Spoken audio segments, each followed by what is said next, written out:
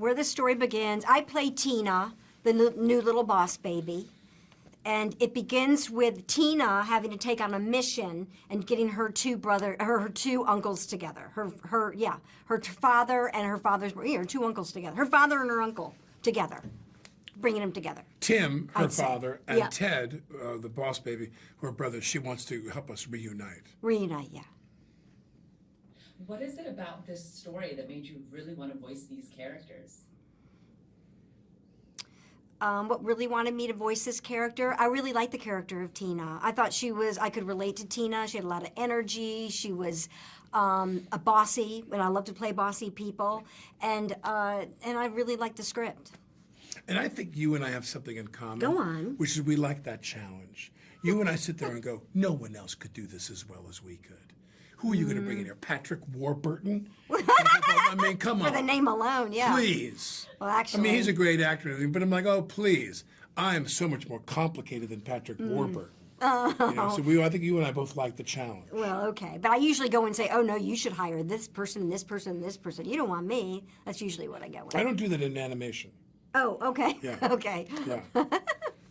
In sequels to hit movies, I do that. Sequel to him. Right. Go get someone else. Anyway. I mean, how fun was it to voice these bossy babies? You guys get to go like all out crazy in this tiny little toddler. Playing bossy people, a baby, adult, whatever. It's fun. It's always fun. Well, and the world of animation allows you to do things you would be arrested for. You know, yeah, you get away with more. It's true. It's what's illegal in acting otherwise is required in animated films. They need you to have your head pop off, and everything is very whatever. You're very sad. You're very agitated. You're very happy. You're very crazy, and it's really. It's a lot of work. It takes a lot of energy. She and I have talked about that, but when the movie's all put together, you know, there's really nothing like it. You do other movies and with animated films, because there's nothing they can't do. They can do anything, literally. Yeah. They want the baby to split in half, and the villain steps out of the baby, whatever. The baby's mouth opens and the villain comes out, whatever. They can do, and I mean, I've heard of people who've developed films, I can think of one in particular, where they've been burning to make that film, and they can't because they can't solve one problem with live action acting of this situation, of this scenario, and they literally can't solve it. And with animation, you can do anything. Like Buster Keaton could. I mean, like back in the day in vaudeville, they would make it happen. I would bet, right? Yeah. We make it happen. We make it happen. Oh, yeah. You guys did make it happen in Boss Baby. I have to ask you, I mean, Alec, you were part of Boss Baby, the first one, and it's so loved by so many fans, and there's a series. So what can the fans of the first Boss Baby, as well as the TV series, expect from this one, The Family Business?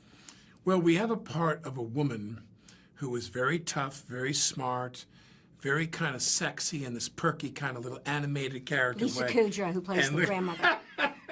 And we got the right person for the job here, let me tell you.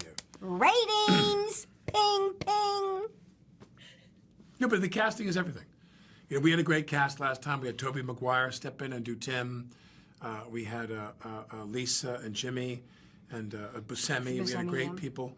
And this time around, we have great people too. We have Jeff Goldblum, Amy. We have a great group, and that's...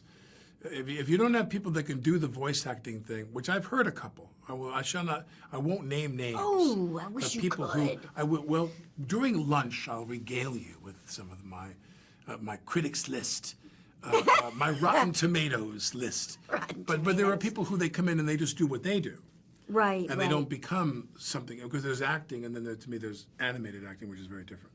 You know, that's just my take. Yeah, no, that's Yeah, really, I hang on to every word. Well, when I saw the movie, I thought it was wonderful, and my toddler absolutely loved it. I just feel like it's that perfect family film for the summer, wouldn't you say? It really is. Plus, people are eager to get back to the theater, and they're eager, you know, to watch something good in their home. I mean, it's perfect timing. Perfect timing. I think that you both have used the word perfect. Have and that's the emphasis. You just said it's perfect, and she said it perfect. It really is. I guess perfect's the word. Right now, even with the emails, it's perfect. 8 o'clock, perfect. Yeah, you're right. Okay, this movie is perfect. Yeah. That's what I'm saying. Are you saying the same thing? Yeah, we're saying the same thing. It's perfect. It's perfect. All right, so what do you think makes all of these boss babies so lovable and so like someone that you want to revisit constantly? I think maybe what makes Boss Baby successful is you can relate to it. Like, you know, watching even Boss Baby 1 with my godkids. I mean, they can all relate. Older brother, younger brother, family. I mean, it's like you can just put yourself in it. It's relatable.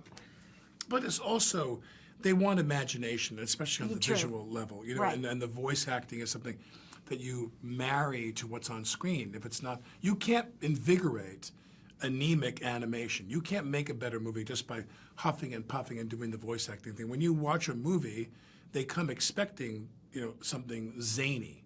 This isn't The Conversation with Gene Hackman. You know what I mean? This is not some measured little drama on one stage or one set. What a reference. They want, you know, something that's, you know, kaleidoscopic, and Tom and everybody involved in the film, they deliver. They deliver. I feel like this kind of harkens back to a lot of animations where it was like so zany and so awesome, something that you just couldn't imagine, but the kids just glommed onto because it was so enjoyable. Can you expand on that a little bit more? Like how this is. Well, I think you talk about. I'd love to hear you talk about. I said BoJack something Horseman. that. Oh. But I want to say one thing. Like to me, the ultimate was like SpongeBob. When you watch yeah. SpongeBob, you sit there and go, "What the hell is wrong with these people? Right. Like Ren and what have they Stimpy. taken? What cactus leaf have they been eating? That this is so insane." And then you would talk about when you did BoJack. That was pretty insane. Yeah, doing BoJack Horseman was pretty insane. But I mean, we were never it was, but we were never in the same room together. But the storyline was dark, you know. But yet I'm a pink cat, you know, dealing with I'm an agent. But Arnett. yeah, well, Arnett's the funniest. And but those people, to me, I'd sit at home, we do the table read, and I would be in my apartment in New York, and they would all be in L.A. laughing really hard around a table. But man, voiceover actors, I mean, they're just the best. I just loved hearing them on the phone, just doing. They can do anything. I mean, I'm so limited when I think of, you know, what they can do. It's amazing. I'm so impressed with voice actors. So you guys didn't get to voice the movie together. So how is it being in this room together, getting to chat all day? How fun is it? It's a being dream with come Good. true. I always love seeing It's a dream Alec come Baldwin. true.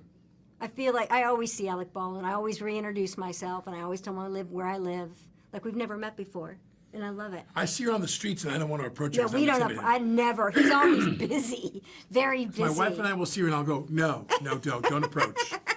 She's Don't. obviously in her own zone. Yeah, I am in my own zone. So we're neighbors. We're neighbors. Yeah.